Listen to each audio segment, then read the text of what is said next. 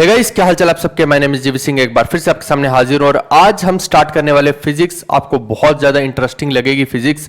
जो science background के students हैं उन्होंने तो 11th और 12th में फिजिक्स को बहुत अच्छे से पढ़ा होता है, तो कहीं ना कहीं चीजें रिमेंबर होती हैं, दिमाग में होती हैं, तो ज्यादा बेटर उनको समझ में आता है। लेकिन मैं आज जो आपको पढ़ाने वाला हूं ना, चाहे आपने पहली बार फिजिक्स पढ़ना हो तब भी आपको सब कुछ समझ में आएगा। हालांकि 10th तक आपने भी पढ़ा होता है फिजिक्स, लेकिन कोई दिक्कत नहीं है, आप भूल भी गए हैं तो आज जो हम पढ़ने वाले हैं ना, आपको कुछ पिछला याद रखने की जरूरत नहीं है। मैं आज आपको सब कुछ याद करवा दूंगा और A to Z चीजें आपको समझा दूंगा, आपको कोई समस्या आएगी ही नहीं। और ये फिजिक्स का जो चैप्टर है, देखिए थोड़ा सा इसके अंदर टेढ़ी चीजें भी हैं, लेकिन हमें सारी की सारी चीजें हम कंसेप्ट के साथ समझेंगे, क्योंकि फिजिक्स और मैथ्स का बहुत ज्यादा कोरिलेशन है। तो यहाँ पे आपको मैथ्स की भी बहुत सारी चीजें देखने को मिलेंगी, स्पेशली ट्रिग्नोमेट्री की आपको बहुत सारी चीजें, ज्योमेट्री की बहुत सारी चीजें देखने को मिलेंगी, डेरिवेशंस होती हैं जैसे डेरिवेटिव्स हो गया, इंटीग्रेशंस होगी, ये सब चीजें, डिफरेंशिएशन होगी, ये सब चीजें आपको देखने को यहाँ पे जरूर मिलेंगी। अब हमें अपने चीजों को कैसे पढ़ना है, कैसे मुझे समझाना है, वो आप मुझ पे छोड़ दीजिए। बस जैसे मैं चीजों को बताता जाऊंगा वैसे वैसे आप चीजों को करते जाइएगा। चलिए आज हम अपना पहला चैप्टर इसके अंदर शुरू करते हैं, मेजरमेंट्स का। मेजरमेंट्स का सिंपल सा ये मतलब है कि अब मैं यहाँ पे खड़ा हूं, तो अगर किसी को ये बताना हो कि मेरे बारे में, कि मेरी डायमेंशंस क्या है, डायमेंशन मतलब कि मेरी हाइट क्या है, मेरी ब्रेड्थ क्या है, चेस्ट कितनी है ना, और ये सब चीजें जैसे बताना हो किसी को, या फिर कहीं आप किसी दीवार में गए, घर में गए, तो घर के अंदर देखा कि ये दीवार कितने फुट की है, कितनी चौड़ी है। मान लीजिए घर बनाना है, तो घर बनाने के लिए आपको ये बताना चाहिए आपकी जमीन कितनी है, जमीन के ऊपर फिर जो आगे ईंटें, बजरी, सीमेंट ये सब लगेगा, उसके बाद वो डिसाइड होगा, तो वो कितना कितना डिसाइड होगा, कि कितना कितना जो है ना, इसी को क्या बोलते हैं, फिजिकल डायमेंशंस बोलते हैं, या फिर फिजिकल क्वांटिटीज बोलते हैं। यही जो कि कितना कितना, यानी कि आप शॉपकीपर के पास गए बाहर सब्जी लेने, तो उसने, आपने बोला गोभी दे दो, तो वो बोलेगा कितनी कितनी दूं मैं तुम्हें गोभी। ये जो कितनी है ना, इसी को क्या बोलते हैं, फिजिकल क्वांटिटी बोलते हैं, है ना। तो आप बोलेंगे कि 1 किलो दे दो। ये जो केजी है ये क्या है, ये है यूनिट्स, इसी को बोलते हैं फिजिकल क्वांटिटी। कि ये किसकी यूनिट है, वेट की यूनिट है आपकी, कि केजी में, यानी कि भार जो है ना, कि 1 किलो गोभी तो हमें दे दो। तो ये जो केजी होगा ये क्या होगा, यूनिट होगी, और इसकी फिजिकल क्वांटिटी की बात करें तो क्या होगा, वेट हो गया। तो आप देखिए कि यही यहाँ पे बताया गया, सारी की सारी फिजिक्स जो है वो फिजिकल क्वांटिटीज के ऊपर ही डिसाइड होती है। और फिजिकल क्वांटिटीज में वेलोसिटी आ सकती है, टाइम आ सकता है, मास आ सकता है, ये सब चीजें हैं। ऐसे ही आप देखिए कि फिजिकल क्वांटिटी तो मैंने बता दिया कि जैसे वेट हो गया। अब वेट की यूनिट्स क्या होंगी उसके बारे में बात करते हैं। यूनिट्स देखिए 2 तरह की होती है ना। ये कुछ ऐसा ही है कि आप क्या है, अब तुम क्या हो, तुम मान लो लड़के हो, उसके बाद तुम्हारा नाम क्या है, ये वही वाली सीन है ना। तुम मेल हो तो तुम्हारा नाम क्या है, ये ऐसा है यूनिट्स का और क्वांटिटीज का रिलेशन। तो क्वांटिटी के बाद अब वो क्वांटिटी की यूनिट क्या है ये हमें पता करनी है। यूनिट 2 तरह की हैं, एक फंडामेंटल होती है और दूसरी डेराइव्ड होती है। फंडामेंटल वो यूनिट्स हैं जो कि हमें पता है कि भैया ये यूनिवर्सल यूनिट्स है, यानी कि जितनी भी आगे यूनिट्स बनेंगी ना वो इन्हीं से बनेंगी। इनको हमने फिक्स कर दिया कि भाई ये जो है ये हमारी फिक्स यूनिट है, इसको रट लो, याद कर लो, इसको बिल्कुल भी आप डेराइव नहीं कर सकते हो। यानी कि एक यूनिट दूसरी से कोई कोरिलेशन नहीं है, दोनों तीनों आपस में अलग अलग हैं। यानी कि आप जैसे टेम्परेचर का देखिए, टेम्परेचर डिग्री सेल्सियस या केल्विन है ना, उधर वॉल्यूम देखिए, या वॉल्यूम को छोड़िए आप मास को देखिए, केजी में है, तो क्या आपस में कोई रिलेशन है? क्या मैं ये बोलूं कि टेम्परेचर को आप केजी की टर्म्स में लिख दो, क्या ऐसा हो सकता है? नहीं कर सकते। क्या लेंथ को आप टेम्परेचर की टर्म में लिख सकते हो? नहीं लिख सकते हो। लेकिन बाकी की बहुत सारी यूनिट्स आगे जैसे न्यूटन वगैरह हम देखेंगे, तो वो सब जो है उनको हम इन यूनिट्स के तरीके से लिख सकते हैं, यानी कि उनको फंडामेंटल यूनिट्स के तरीके से हम लिख सकते हैं। तो ये यूनिट्स के बारे में मैंने थोड़ा थोड़ा बताया कि फंडामेंटल यूनिट को आधार बना के हम डेराइव्ड यूनिट्स बना सकते हैं, और उसी से हमारे बहुत सारे फॉर्मूले निकल के आएंगे। तो आइए स्टडी करते हैं हम फिजिक्स को। बहुत ज़्यादा इंपॉर्टेंट और मज़ेदार चैप्टर रहेगा, और इससे क्वेश्चन अक्सर एग्जाम के अंदर आया करते हैं, इसलिए इसी यूनिट्स एंड डायमेंशन के तरीके से ही मैं आपको समझाना शुरू कर रहा हूँ। आप देखिए कि अब हमारे पास फंडामेंटल यूनिट में क्या होता है कि एसआई सिस्टम होता है। बहुत सारे सिस्टम है, जैसे सीजीएच सिस्टम हो गया, ऐसे ही सीजीएच सिस्टम में क्या सेंटीमीटर जैसे यूज होगा, ग्राम हो गया यूज। यहाँ पे क्या हो रहा है, केजी यूज हो जाएगा, SI यूनिट्स के अंदर, मीटर यूज हो जाएगा। तो यानी कि यहाँ पे हमने फिक्स कर लिया, SI का मतलब है स्टैंडर्ड यूनिट्स हमने बना ली पूरे वर्ल्ड के अंदर, कि जब भी हम मास की बात करेंगे तो हम केजी के अंदर ही बात करेंगे, लेंथ की बात करेंगे तो मीटर के अंदर ही बात करेंगे। ये नहीं बोलेंगे कि इसकी लेंथ 2 किलोमीटर है, ठीक है। यानी कि हमने ये डिसाइड कर लिया कि भाई हम इन चीजों की बात ऐसे ही करने वाले हैं। टोटल 7 फंडामेंटल यूनिट्स की हम बात करते हैं। सबसे पहले तो देखिए लेंथ जो होती है वो मीटर में होती है, मास को हम किलोग्राम में लिखते हैं, टाइम को हम सेकंड में लिखते हैं। कभी भी हम ये नहीं बोलेंगे जब भी हम बात करेंगे कि सपोज कीजिए कि ये जो जब हम फिजिक्स के बारे में बात करते हैं स्पेशली, तो हम सेकेंड्स में ही बात करते हैं इसके अंदर, क्योंकि आप देखिए कि फिर अगर मान लो कि किसी ने बोल दिया टाइम कितना है, तो वो बोलेगा सामने वाला 300। अब 300 से ही पता लग जाना चाहिए कि टाइम क्या बोल रहा है, वो 300 सेकंड होगा यहाँ पे, है ना। वो 300 घंटे नहीं बोल रहा है। कोई कार यहाँ से वहां ट्रैवल की तो सामने वाले ने बोल दिया 300। अब 300 क्या भाई, 300 घंटे में ट्रैवल की, क्या सेंस बैठ रहा है? 300 घंटे, पहली बात तो ये इतना लंबा टाइम हो गया, चलो 300 घंटे वो कार चली भी, लेकिन फिर बाकी में मान लो कि इंडिया में आप बोल रहे 300 तो 300 घंटे है, और फॉरेन में यूएस में जाके बोल रहे तो 300 का मतलब क्या है, 300 सेकंड। ये तो गड़बड़ होगी ना। हमने एक बनाना था तो सबको, कि पूरे के पूरा वर्ल्ड एक ही भाषा इस्तेमाल करे इसके अंदर, तो इसीलिए हमने सेकंड बोल दिया। इलेक्ट्रिक करंट की बोले तो एम्पियर बोला। टेम्परेचर को डिग्री सेल्सियस समझते हैं लोग, लेकिन केल्विन है इसकी SI यूनिट अगर देखें। और फिर सब्सटेंस या अमाउंट को मोल। जितनी भी हम केमिस्ट्री के अंदर चीजें यूज करते हैं वो देखिए माइन्यूट माइन्यूट होती हैं। आप वहां पे ये नहीं है कि इतना भर भर के HCl डाल रहे हो, इतना भर भर के KOH डाल रहे हो, ऐसा नहीं होता। वहां पे जब भी आपने लैब में भी काम किया हो केमिस्ट्री में, बिल्कुल स्मॉल स्मॉल क्वांटिटी में हम सब कुछ डालते हैं। तो वो इतनी छोटी क्वांटिटी को मेजर करने के लिए हम केजी या ग्राम का इस्तेमाल करें वो उचित नहीं है, फिर ये बहुत बड़ी वैल्यू हो जाती है। इसीलिए उस क्वांटिटी को इस्तेमाल करने के लिए हम मोल का इस्तेमाल करते हैं, छोटी बिल्कुल माइन्यूट पार्टिकल्स के लिए। फिर लाइट की इंटेंसिटी मापनी होगी, लाइट कितनी तेजी से आ रही है, तो उसको हम बोलते हैं कैंडेला, CD भी बोल देते हैं। तो ये हो गई आपकी SI यूनिट्स। अब इन्हीं SI यूनिट्स से आगे डेराइव हो सकती हैं, क्या हो सकती हैं, डेराइव्ड यूनिट्स। ये रही आपकी डेराइव्ड यूनिट्स। अब देखो कि जैसे एग्जांपल के लिए मैं बताऊं, एरिया है। अब एरिया का मतलब क्या, मैं आपको डेराइव कर करके दिखाता रहता हूं। यहाँ पे देखो ये एक रेक्टेंगल है, रेक्टेंगल में, या फिर पहले स्क्वायर समझते हैं, आपको ऐसे इजी भाषा में समझाता हूं। पहले स्क्वायर देखिए, स्क्वायर में एक साइड ऐसे इधर है, एक साइड ऐसे इधर। आप बताओ मेरे को एरिया क्या लिखते हो स्क्वायर का? साइड का स्क्वायर ही तो इसका एरिया होता है ना, क्या एरिया यही होता है? अब मेरे को बताओ कि अगर एरिया ये है तो इसकी यूनिट क्या होगी?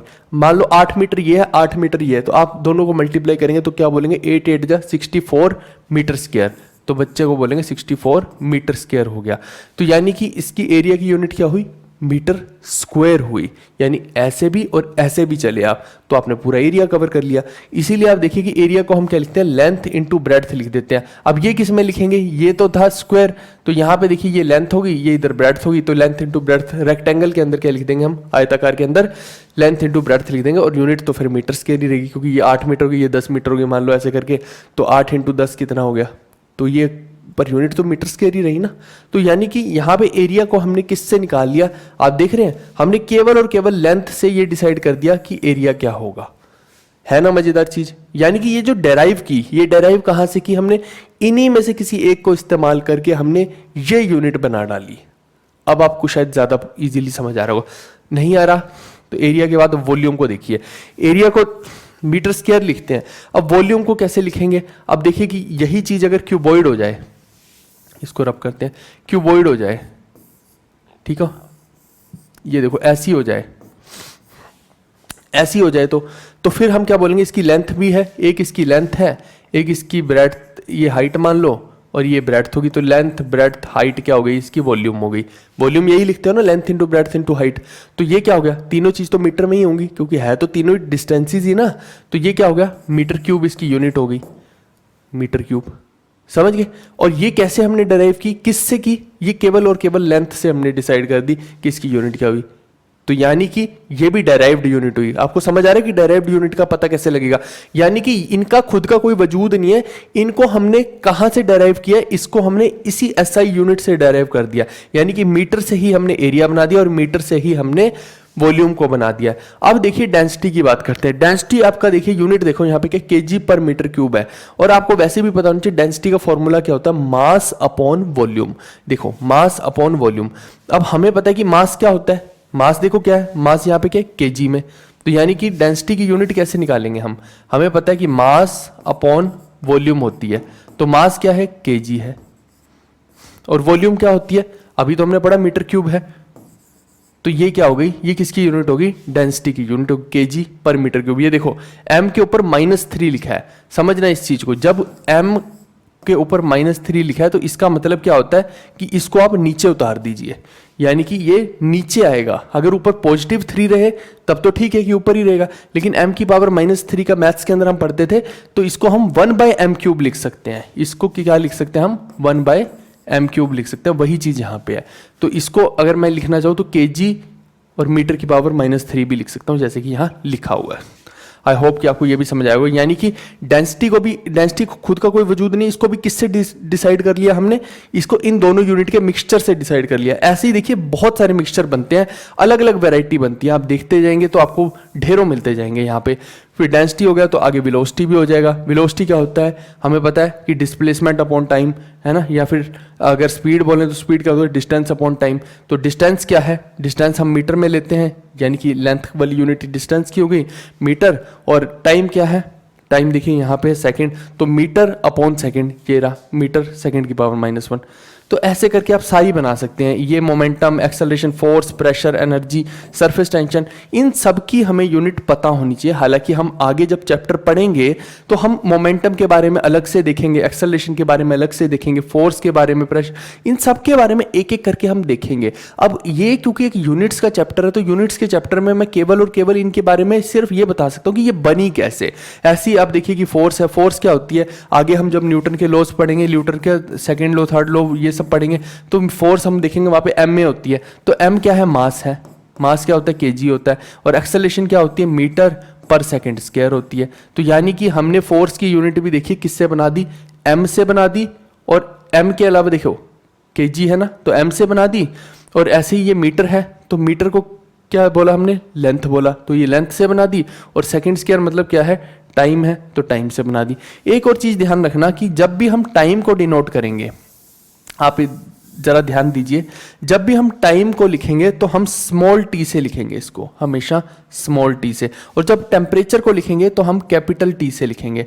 तो आपको समझ जाना है कि कैपिटल टी लिखा है तो टेम्परेचर है, स्मॉल टी लिखा है तो टाइम है। अब आप सोच रहे हो कि मैं ये क्यों बता रहा हूं, इसके पीछे भी एक कारण है। मैं आपको सिर्फ यूनिट्स नहीं पढ़ा रहा हूं, मैं आपको डायमेंशंस भी बता रहा हूं, क्योंकि आगे चल के हम देखेंगे कि कोई भी दो क्वांटिटी ऐसी हो सकती हैं जिनके अंदर यूनिट्स तो उनकी अलग अलग है लेकिन डायमेंशन सेम हो गई। अब ये साला डायमेंशन क्या भला है, बहुत इंपॉर्टेंट है, एसएससी में पूछा जाता है, वन डे एग्जाम्स में पूछा जाता है। अब देखिए डायमेंशन क्या होती है, यानी कि ये देखो ये तो यूनिट है फोर्स की, लेकिन मैं इसको बोलूं कि अगर मेरे को डायमेंशन में लिखना है तो उसके लिए मेरे को यहाँ पे डिनोशंस पता होनी चाहिए। डायमेंशन का सिर्फ और सिर्फ इतना सा मतलब है कि ये जिस चीज से बनी है ना, जिस एसआई यूनिट से बनी है, तो बस ये बता दो कि किससे बनी है, वही चीज हमें लिखनी। लेंथ को जैसे हम एल लिखते हैं, मास को हम एम लिखते हैं, करंट वगैरह का देखिए कोई नहीं पूछने वाला है आपसे। मेन जो है ना एम, एल और टी, या फिर ये टी, ये चार का ही देखिए मेन आपका निकल के आएगा। बाकी की चीजों का ना डायमेंशन कोई ज्यादा पूछने नहीं वाला है, मतलब बड़े से बड़ी क्लास में भी नहीं पूछता है, तो आपसे तो क्या ही पूछे जाएगा। आप देखिए कि अब हमें अगर इस भाषा में इसको लिखना है, इस यूनिट को, तो कैसे लिखेंगे। आप देखो आपके पास क्या है, केजी मीटर पर सेकंड स्क्वायर है, तो केजी क्या है, केजी क्या लिखते हैं हम, मास है, तो कैपिटल एम लिखेंगे। यानी कि अगर मेरे को इसकी डायमेंशन लिखनी है तो हम लिखेंगे एम की पावर 1। क्यों, क्योंकि एम एक ही है, एक ही बार m का इस्तेमाल हुआ है, तो m की पावर 1 लिख देंगे। अब आप देखिए कि मीटर लिखा है, मीटर क्या चीज है, यहां पे आप देखो मीटर क्या है, लेंथ है, तो यहां पे लिखेंगे l। तो ये l कितनी बार इस्तेमाल किया गया, एक बार किया गया, तो हम 1 लिख देंगे। अब आप देखिए कि नीचे क्या लिखा गया, नीचे सेकंड का स्क्वायर लिखा गया, यानी कि ये यहाँ पे सेकंड का स्क्वायर यानी कि टाइम का इस्तेमाल हुआ है। तो अब बच्चे कभी अगर आप कैपिटल टी लिख दोगे और पेपर में आपको ऑप्शन के अंदर कैपिटल टी आ गया तो गलत है भाई, वो कैपिटल टी वाला नहीं लिखना, आपको स्मॉल टी वाला लिखना है। तो अब यहाँ पे आप क्या लिखेंगे, स्मॉल टी लिखेंगे, और साथ में उसकी पावर क्या लिखेंगे, -2 लिखेंगे। क्यों -2 लिखे, क्योंकि यहाँ पे डिनोमिनेटर में है, नीचे है सेकंड का स्क्वायर, तो जब ऊपर लेके जाना हो अगर हमें, तो सेकंड की पावर -2 करनी पड़ती है, पावर माइनस में हो जाती है। और यहाँ पे ये, अब ये क्या है, हमने फोर्स की क्या लिख दी है, हमने डायमेंशन लिख दी, इसको क्या बोलते हैं, डायमेंशंस। ठीक है दोस्त, क्या आपको समझ में आया कि हमने यूनिट क्या है, ये थी यूनिट फोर्स की, और ये क्या है, ये है डायमेंशंस। अब जब हम डेराइव करेंगे तो दो यूनिट्स ऐसी हो सकती हैं जिनकी डायमेंशन ऐसे वाली जो होती है ना ml और t की फॉर्म में, ये सेम निकल आए। हम आगे जाके देखेंगे इसके बारे में। तो मैंने आपको ये भी सिखा दिया कि डायमेंशन कैसे बनती है, आप किसी की भी बना सकते हो। अब जैसे एरिया की बनानी है तो एरिया की डायमेंशन लिखनी हो तो क्या लिखेंगे, ये मीटर स्क्वायर है, तो यहाँ पे देख लो कि मीटर क्या है, मीटर का मतलब होता है लेंथ l। तो इसकी डायमेंशन एरिया की लिखनी हो तो आप क्या लिख देंगे, सीधा l की पावर 2 लिख देंगे। ऐसे ही आप वॉल्यूम की लिखनी है तो L की पावर 3 लिख देंगे। ऐसे किसी की भी बना सकते हो। आई होप कि आपको ये चीज समझ आई होगी कि डायमेंशंस को बनाते कैसे हैं। ठीक है दोस्त, अब देखो मैं यहां पे यूनिट्स के कन्वर्शन की भी बात बताता हूं आपको। कन्वर्शन कैसे होती है, देखो जैसे सपोज कीजिए कि किसी भी व्यक्ति को, जैसे मैं पूछ लूं आपसे कि 1 सेंटीमीटर में कितने मिलीमीटर होते हैं, 1 सेंटीमीटर में कितने मिलीमीटर होते हैं, यहाँ पे लिखता हूँ 1 सेंटीमीटर में कितने मिलीमीटर होते हैं। अगर मैं ये पूछ लूँ आपसे तो आप क्या बोलेंगे, ये अगर आपने बचपन में पढ़ा हो तो आपको पता होना चाहिए कि ये 10 होते हैं। ठीक है, और फिर 1 मीटर में कितने सेंटीमीटर होते हैं, 1 मीटर में कितने सेंटीमीटर होते हैं मैं पूछूं तो आप बोलेंगे 100 सेंटीमीटर होते हैं। बचपन में पढ़ा है आपने कि नहीं पढ़ा है। अब जरा इन दोनों को ध्यान से देखिएगा, जब सेंटीमीटर से हम मिलीमीटर की तरफ गए तो कितना फर्क आता है, 10 का फर्क आता है। ये देखो आप, ये इधर वाली जो क्वांटिटीज है ये हमेशा बड़ी होती हैं, यानी इधर जाते रहेंगे ना तो ये बड़े हैं। ये बच्चा है, ये उसके पापा हैं, ये उसके पापा हैं, ये उसके पापा, ये उसके ऐसे करके इनका चलता है। तो जो बच्चा है वो छोटा ही रहेगा, तो मिलीमीटर बच्चा है तो ये सबसे छोटा ही रहेगा। और आप देखिए कि ये जो है, जब ये छोटा है तो और ये बड़ा है, तो बड़े, अगर मैं ये बोलूं कि बड़े के हिसाब से ये बच्चे को कितने बच्चे बन जाने चाहिए, यानी कि इसका अगर मैं भार करूं और इसका वेट करूं, तो अगर मैं वेट के हिसाब से देखूं, मान लो ये 100 किलो का है और ये बच्चा 50 किलो का है, तो मैं ये बोलूं कि कितने बच्चे लगेंगे, तो आप बोलोगे 2 बच्चे लगेंगे, यानी कि 1 आदमी के बराबर 2 बच्चे हो गए, ऐसे बोलोगे ना। ऐसे ही यहाँ भी है, यहाँ पे देखिए 1 सेंटीमीटर में कितने मिलीमीटर हो गए, 10 मिलीमीटर हो गए। लेकिन अब देखिए जैसे जैसे आप इधर जाते हैं, 1 डेसीमीटर में कितने सेंटीमीटर हो गए, तो आप बोलेंगे 10 सेंटीमीटर हो गए। 1 मीटर में कितने हो गए डेसीमीटर, तो आप बोलेंगे कि 10 हो गए। तो ऐसे करके 10-10 का ये चलता रहता है। अब यहां से ध्यान से देखिए, 10 यहां हो गए और 10 यहां हो गए। अगर 1 मीटर में मेरे को सेंटीमीटर देखना है तो कितने हो गए, 10 ये हो गए और 10 ये हो गए। तो इनको ऐड नहीं करते, मल्टीप्लाई करते हैं। तो मल्टीप्लाई करेंगे तो कितना हो गया, 100 हो गया। तो ये देखिए 1 मीटर में 100 सेंटीमीटर हो गए। 1 मीटर में 1 स्टेप गए, फिर 2 स्टेप गए, तो 2 बार स्टेप गए, तो 10 × 10 कितना हो गया, 100 सेंटीमीटर हो गया। क्या आपको ये तरीका करना आ गया। ऐसी अगर मैं पूछ लूं 1 मीटर में कितने मिलीमीटर होते हैं, तो आप क्या बोलेंगे, 1 बार गया मैं आगे, 2 बार गया और ये 3 बार गया। 3 बार गया तो 1 मीटर में कितने हो जाएंगे, 1 मीटर में, यहाँ लिख देता हूं मैं आपको आसान भाषा में, 1 मीटर में आप बोलेंगे कि 1000 mm हो जाएंगे। जितनी बार भी आप आगे जाते रहेंगे ना, उतनी ही 10 से मल्टीप्लाई करना है।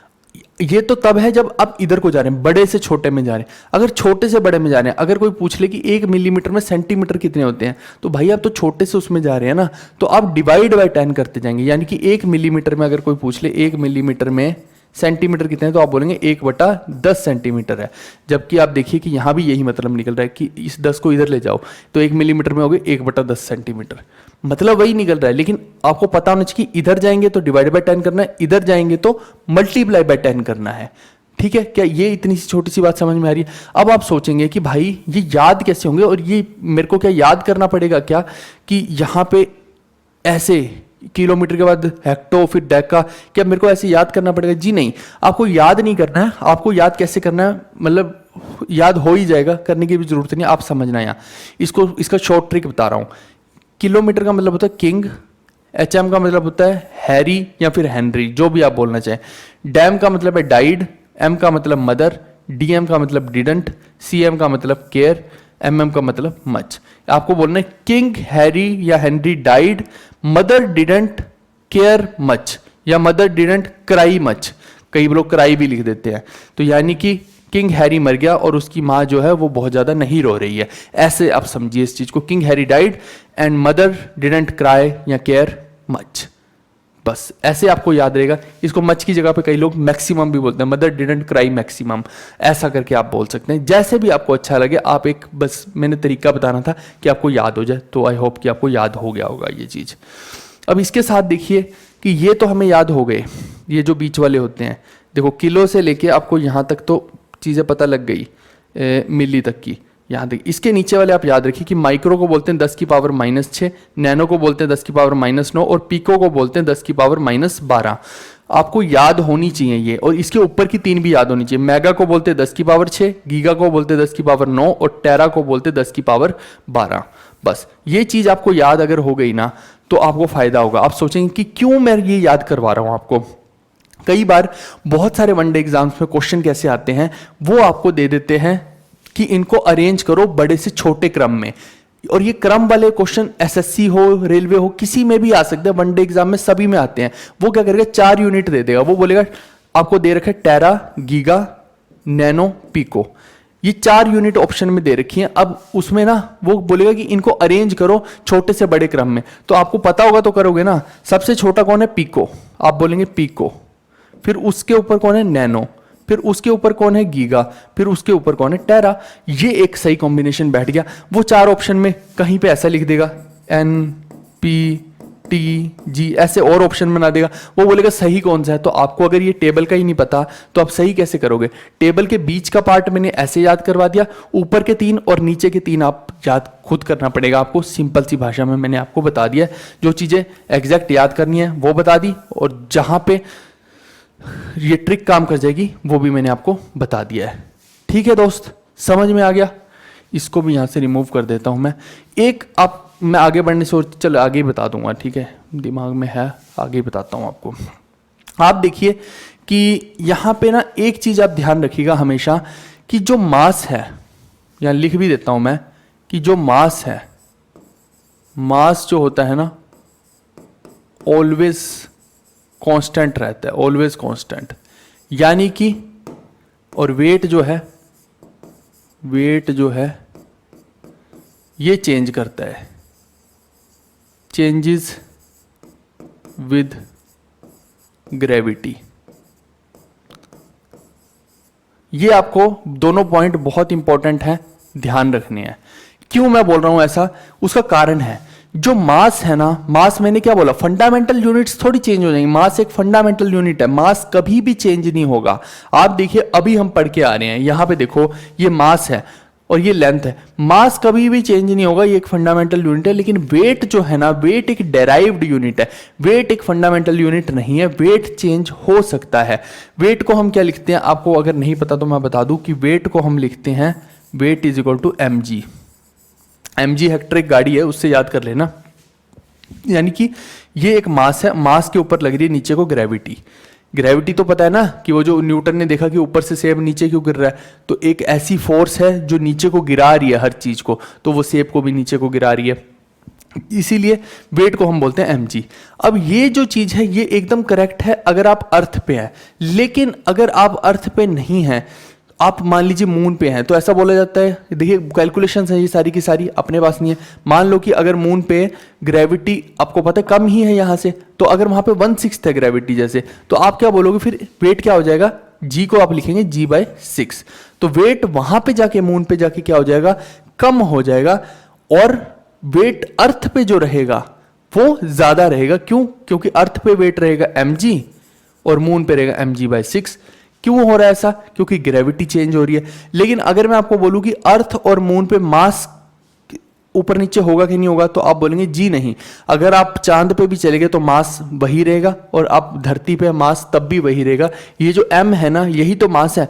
तो मास जो है वो चांद पे भी सेम है, वो धरती पे भी सेम है, लेकिन जो वेट है वो चांद और धरती दोनों पे अलग अलग होगा। आप जो ये लेके आते हैं ना कि भैया 10 किलो गोभी दे दो, 2 किलो मटर दे दो, ये सब क्या है, ये वेट है। आप देखना, हम उसको वेइंग बैलेंस बोलते हैं, हम कभी भी मास बैलेंस नहीं बोलते, उसको वेइंग बैलेंस बोलते हैं, क्योंकि वो वेट है, वो मास नहीं है दोस्त। ये आप ध्यान रखिएगा। ये आपका एक भ्रम मैंने तोड़ दिया होगा जिनको नहीं पता होगा। कि मास जो है कभी चेंज नहीं होता है, मास चाहे आप चांद पे चले जाइए ऑलवेज कांस्टेंट सेम रहेगा। वेट जो है वो चेंज करेगा विद ग्रेविटी, जिस भी प्लेनेट पे जाओगे वहां की जो ग्रेविटी होगी उसको मास से मल्टीप्लाई कर देना तो वो आपका वेट हो जाएगा। ठीक है जी।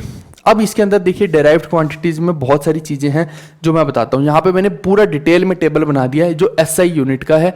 यहाँ पे तो हो गई एसआई यूनिट। एसआई यूनिट वो है जो स्टैंडर्ड हमने कर दी कि भाई इस चीज की यही एसआई यूनिट रहेगी, है ना। और यहाँ पे मैंने सिंबल्स भी बता दिए हैं और ये डेराइव्ड क्वांटिटीज हैं यहाँ पे। अब जैसे डिस्प्लेसमेंट है, displacement is just like the distance. अब आगे पढ़ेंगे हम डिस्प्लेसमेंट के बारे में अगले चैप्टर्स में, लेकिन अभी आप समझिए एक तरह का डिस्टेंस ही है, ये चलने को ही डिस्प्लेसमेंट बोल रहे हैं। तो चल रहा है तो इसका मतलब मीटर में चलेगा, तो डिस्प्लेसमेंट की यूनिट मीटर हो जाएगी, एरिया की यूनिट मीटर का स्क्वायर हो जाएगी, वॉल्यूम की यूनिट मीटर का क्यूब। यहाँ से देखते जाओ, स्पीड को मीटर पर सेकेंड बोलेंगे, वेलोसिटी को मीटर पर सेकेंड बोलेंगे। ये स्पीड और वेलोसिटी में क्या अंतर होता है ये हम अगले चैप्टर्स में देखेंगे, अभी नहीं। मैं एक पहले ही चैप्टर में सब कुछ नहीं बता सकता हूं। फिर एक्सेलरेशन को मीटर पर सेकंड स्क्वायर बोलते हैं, फोर्स को हम न्यूटन बोलते हैं, और यही न्यूटन क्या होता है केजी मीटर पर सेकंड स्क्वायर होता है। रट लो, ये बार बार आपको काम आएगा। एनर्जी को जूल बोलते हैं, जूल क्या होती है न्यूटन इंटू मीटर, यानी कि जो यहाँ पे केजी मीटर पर सेकंड स्क्वायर लिखा है ना, इसको मीटर से मल्टीप्लाई कर दो। तो ये असली में अगर मेरे को लिखना हो तो क्या लिख सकता हूं मैं इसको, केजी मीटर स्क्वायर पर सेकंड स्क्वायर लिख सकता हूं। क्या हो जाएगा वो एनर्जी हो जाएगी। ऐसी डेंसिटी को आप लिख सकते हैं मोमेंट, मोमेंट के बाद पावर, वर्क, मोमेंटम, प्रेशर, ये सब यूनिट आपको पता होनी चाहिए। अब यहीं से मैं एक चीज दिखा देता हूं आपको, एनर्जी की देखो और मोमेंट की देखो और उसके बाद वर्क की देखो। इन तीनों की यूनिट्स देखना आप जरा। एनर्जी की देखोगे तो न्यूटन मीटर, फिर यहाँ पे भी मोमेंट की देखोगे न्यूटन मीटर, और वर्क की देखोगे तो न्यूटन मीटर। तो इन तीनों की जब आप यूनिट्स देखते हैं तो आपको लगेगा कि ये तो तीनों सेम है। तो भाई इसको हम एक तरह से ये बोलेंगे कि ये यूनिट सेम नहीं है। क्यों नहीं है उसका कारण है, हम कभी भी एनर्जी को हम देखिए डिफाइन कर सकते हैं वर्क की फॉर्म में, लेकिन यूनिट्स तीनों की अलग रखते हैं हम। डायमेंशन सेम रखते हैं। डायमेंशन का मैंने बताया था ना आपको, MLT उसके अंदर डिफाइन करनी होती है, तो वो उस एंगल से लिख सकते हैं हम। लेकिन यहाँ पे यूनिट्स में अगर एनर्जी को बोलेंगे तो जूल बोलेंगे, इसके न्यूटन मीटर को हम जूल बोलते हैं। वहीं पे मोमेंट वाले को हम बोलते हैं टॉर बोलते हैं, ठीक है। तो इसके न्यूटन मीटर को टॉर बोलेंगे। फिर यहाँ पे वर्क जो है, वर्क को हम वॉट में जूल में डिसाइड करते हैं। तो ये वर्क की और एनर्जी की देखिए यूनिट्स भी सेम है, लेकिन वहीं पे मोमेंट के साथ आप इसको कंपेयर नहीं कर सकते। वर्क और एनर्जी को तो फिर आप बोल सकते हैं कि इनकी यूनिट्स भी सेम है, डायमेंशन भी सेम है, लेकिन वही चीज आप मोमेंट के साथ करेंगे तो मोमेंट को आप टॉर बोलेंगे। अब यहाँ पे वो नहीं बोलेंगे कि भैया मोमेंट को भी आप जूल बोले जाओ, तो वो गलत हो जाएगा। डायमेंशन तीनों की सेम है, और अगर सिर्फ ये पूछे कि यूनिट्स किस किस की सेम है तो आप बोलेंगे एनर्जी और वर्क की यूनिट्स भी बिल्कुल डिट्टो सेम है, और डायमेंशन तो सेम है ही है। ठीक है भाई, यूनिट्स और डायमेंशंस में इसीलिए पहले फर्क बता दिया था मैंने। चलिए अब ठीक है, ये वाला हो गया। अब ये इस तो हमने नॉर्मल वाली कर ली। अब यहाँ पे देखिए वर्क की भी कर ली, एक्सेलरेशन की भी कर ली, वेलोसिटी की भी कर ली, एरिया की भी कर ली। अब हमें एक यूनिट्स रह गई, इलेक्ट्रिसिटी वाली रह गई हैं। ठीक है, इलेक्ट्रिसिटी वाली यूनिट्स भी कर लेते हैं। और यहाँ पे देखिए आप, ये वोल्टेज है। जैसे वोल्टेज को आप क्या लिखते हैं, इसकी यूनिट क्या है, वोल्ट है। इसको V और E के फॉर्म में हम बता सकते हैं। फिर ऐसी रेजिस्टेंस है, रेजिस्टेंस को हम किस भाषा में बोलते हैं, ओम बोलते हैं। हम एक फॉर्मूला करेंगे V = IR वाला, ठीक है। तो उसको हम देखेंगे कि रेजिस्टेंस जो होता है उसके अंदर ओम होता है। ये हम बाद में जाके करेंगे, अभी हम इसको भूल जाते हैं थोड़ी देर के लिए, नहीं तो फिर समस्या पैदा हो जाएगी। फिर ऐसे ही कैपेसिटेंस को फैरेड में बोलते हैं, C बोलेंगे। चार्ज को कूलम्ब में लेते हैं हम, ठीक है, Q बोलेंगे। इंडक्टेंस को हेनरी में लेते हैं। पावर को हम वॉट में लिखते हैं। इंपीडेंस को ओम में ही लिखते हैं। देखिए इंपीडेंस और रेजिस्टेंस दोनों की यूनिट सेम हो गई, लेकिन दोनों का सिंबल अलग है। इसमें ओम लिख रहे हैं, इसमें Z लिख रहे हैं, जबकि यूनिट्स दोनों की सेम है। तो आपसे पूछा जा सकता है इलेक्ट्रिसिटी में कौन सी दो यूनिट सेम रहती है, तो आप बोलेंगे रेजिस्टेंस और ओम जो है, और रेजिस्टेंस और इंपीडेंस जो है ये सेम रहती हैं। फिर फ्रीक्वेंसी को हर्ट्ज बोलते हैं, कंडक्टेंस को सीमेन बोलते हैं। इस तरह से ये आपको सारी की सारी यूनिट्स का पता होना चाहिए दोस्त, ठीक है। आइए आगे बढ़ते हैं। अब कुछ कुछ यूनिट्स ऐसी भी हैं जो आपने पहले हो सकता सुनी ना हो, जैसे कि आप देखिए कि यहाँ पे अब मैं बोलूँ फैरेडे कांस्टेंट है, जैसे फैरेडे कांस्टेंट या मैग्नेटिक इंडक्शन है। तो ये जो है ये मैग्नेट वाली हैं, तो इनके बारे में भी हमने पूरा लिख दिया कि फैरेडे कांस्टेंट है जो Avogadro's constant into elementary charge होता है। फिर ऐसी मैग्नेटिक इंडक्शन क्या होता है, force upon current into length होता है। यानी फोर्स का हमें पता है कि फोर्स क्या होती है, उसके नीचे हम करंट को और साथ में लेंथ को डिवाइड कर दें तो ये क्या हो जाता है, आपका मैग्नेटिक इंडक्शन हो जाता है। अब ऐसी यूनिट वेबर वगैरह इनकी रहती है ना, तो ये सब चीज़ें कोई पूछना चाहे तो आपसे पूछ सकता है, तो आप ऐसे तरीके से इनको बता सकते हैं। बाकी तो मैं PDF के अंदर तो मैंने सब कुछ डाल ही दिया है, अब यहाँ पे भी आप इसको इजीली देख सकते हैं। फिर आपसे एक चीज़ और पूछ सकता है कि कौन सी फिजिकल क्वांटिटीज ऐसी हैं जिनकी डायमेंशनल फॉर्मूला सेम है बट यूनिट्स अलग अलग है। तो आप देखिए यहाँ पे मैंने बहुत सारी लिख दी हैं, आपको ये सारी की सारी याद करनी है। ये पेपर में अक्सर सवाल पहले भी पूछे गए, आगे भी फिर से पूछे जाएंगे। लीनियर मोमेंटम और इम्पल्स को देखो, इनकी दोनों की डायमेंशन ना सेम रहती है। इम्पल्स को हम न्यूटन सेकेंड लिखते हैं, इसको kg मीटर पर सेकेंड लिखते हैं, और यूनिट्स को जब हम डायमेंशन में कन्वर्ट करेंगे तो ml/t की पावर -1 ml/t की पावर -1, तो ये सेम रहेंगी। ऐसी आप देखिए वर्क और एनर्जी और टॉर्क, अभी अभी मैं बता के आ रहा हूं ये चीज तो आपको कि भाई वर्क एनर्जी और टॉर्क की सेम रहती है, अभी 2 सेकंड पहले ही तो बता के आया, तो ये देखिए सेम है। फिर सरफेस टेंशन और सरफेस एनर्जी जो है, इनकी यूनिट्स भी सेम रहती हैं, यूनिट्स नहीं कहेंगे, डायमेंशन सेम रहती है, न्यूटन पर मीटर और ये जूल पर मीटर स्क्वायर है। देखो यूनिट्स अलग है लेकिन यहाँ पे डायमेंशन जो है ये सेम है। फिर एंगुलर वेलोसिटी की बात करूँ मैं, तो एंगुलर वेलोसिटी में वेलोसिटी ग्रेडियंट हो गया, एंगुलर वेलोसिटी हो गया और फ्रीक्वेंसी हो गया, यानी कि ये तीनों जो है ना, एंगुलर वेलोसिटी, वेलोसिटी ग्रेडियंट और फ्रीक्वेंसी, इन तीनों की देखिए यूनिट्स तो अलग अलग है। इसकी रेडियन पर सेकंड है, इसकी सेकंड का पर सेकंड है, यानी सेकंड का इनवर्स हो गया, ये हर्ट्ज होगी, लेकिन इन तीनों की देखिए डायमेंशन जो है ना वो तीनों की सेम है। देख लो चाहे आप, यहाँ पे रेडियन को तो हम लिखते ही नहीं ना, ml और t की फॉर्म में लिखना होता है, तो रेडियन को तो लिखते ही नहीं है, और इसी वजह से यहाँ पे देखिए कि ml/t के फॉर्म में हम इसको लिख देते हैं। एक चीज़ यहाँ पे आप देखिए, अब मेरे को कोई बच्चा बस ये बता दे कि ये जो डिफाइन कर रखा है हमने, इसके अंदर अगर मेरे को गलती डिफाइन करनी हो तो मैं कैसे इसमें डिफाइन करूँगा? क्या कोई बता सकता है आप में से गलती कौन सी है? गलती इसमें क्या है कि ये जो कैपिटल T लिखा है ना, इसको हमें स्मॉल t लिखना चाहिए था, इसको हमें स्मॉल t लिखना चाहिए, हर में स्मॉल t लिखना चाहिए, पर क्योंकि यहाँ पे टेम्परेचर का कहीं इस्तेमाल नहीं हो रखा है तो लोग अक्सर इसको भी कैपिटल T लिख देते हैं, तो वही वाली चीज़ है और कुछ नहीं है। ठीक है, तो ये सारी सेम हो गई। एक सेकेंड और देख लेते हैं बाकी का। एक मैं आपसे पूछ रहा हूँ कि जो ये 4 ऑप्शन है, जैसे अगर कोई पूछ ले, ऐसे ही क्वेश्चन आता है पेपर के अंदर कि which physical quantity have same dimensions, तो आपको ये 4 ऑप्शन दे देगा, तो आपको क्या बताना है कि इसमें डायमेंशन किस किस की सेम है। तो यहाँ उत्तर देखिए क्या हो जाएगा, फोर्स और पावर की अलग रहती है, लेटेंट हीट स्पेसिफिक हीट की अलग रहती है, यहाँ पे वर्क और पावर की भी अलग रहेगी, क्योंकि वर्क एक जूल है और पावर तो वॉट है। और एक फॉर्मूला आपको बताता हूँ, E = PT का, इससे आपको ना कभी भी कंफ्यूजन नहीं होगी। E होता है एनर्जी और यहां पे P होता है पावर और T होता है टाइम। अगर मुझे पावर का पता करना हो ना, तो मैं बोलूंगा पावर क्या होती है, इस टाइम को नीचे ले जाऊंगा, तो पावर यहां से क्या हो गई, पावर होती है एनर्जी पर यूनिट टाइम, इसको हम पावर बोलते हैं। E = PT, E ने PT, E ने किसी को PT ऐसे करके, तो यहाँ पे पावर को क्या डिसाइड कर रहे हैं हम कि ये होते हैं एनर्जी पर यूनिट टाइम। तो जो एनर्जी की डायमेंशन है वो आपकी पावर की डायमेंशन तो हो ही नहीं सकती, क्योंकि यहाँ पे एक टाइम और आ गया है, तो ये भी नहीं हो सकता। इसका मतलब बचा कौन सा, moment of couple and work जो है इसका सही उत्तर हो जाएगा। अब मोमेंट ऑफ कपल और वर्क का मतलब क्या है मैं आपको बता देता हूं। पहले मोमेंट ऑफ कपल का मतलब होता है फोर्स इनटू परपेंडिकुलर डिस्टेंस, यानी कि एक तरह से फोर्स इनटू लेंथ मान लीजिए या डिस्टेंस मान लीजिए। लेकिन जो वर्क है ये तो हो गया मोमेंट ऑफ कपल, और जो वर्क है, वर्क को भी हम क्या लिखते हैं कि आपने किसी चीज पे फोर्स लगाई और कितनी दूरी तक वो चली, यानी कि फोर्स इनटू डिस्टेंस वर्क को भी लिखते हैं। जब ऐसा लिखते हैं तो भाई इनकी तो डायमेंशन सेम होनी ही है ना, समझ गए इस चीज को? बस यही चीज है, पूरी की पूरी कहानी है। आई होप कि आपको ये चीज समझ आई होगी। इस सेशन को वाइंड अप करने से पहले एक छोटी सी चीज और देख लेते हैं, हम मैग्नेटिज्म की भी यूनिट सारी की सारी देख लेते हैं, क्योंकि अक्सर पेपर में ये भी पूछ ली जाती हैं। आप देखिए कि अगर वो आपको मैग्नेटिक फील्ड का पूछ ले कि क्या यूनिट होती है, तो आप बोलेंगे एम्पियर पर मीटर होती है। मैग्नेटिक फ्लक्स डेंसिटी की यूनिट पूछ ले तो आप टेस्ला बोलेंगे, जी हाँ, जैसे एलन मस्क की वो कंपनी है, इसी पे डिपेंड है वो, इसी नाम पे। फिर फ्लक्स की यूनिट पूछ ले तो वेबर बोलेंगे, परमिएबिलिटी की पूछ ले तो वेबर पर एम्पियर टर्न मीटर, और रिलक्टेंस की पूछ ले तो एम्पियर पर टर्न पर वेबर।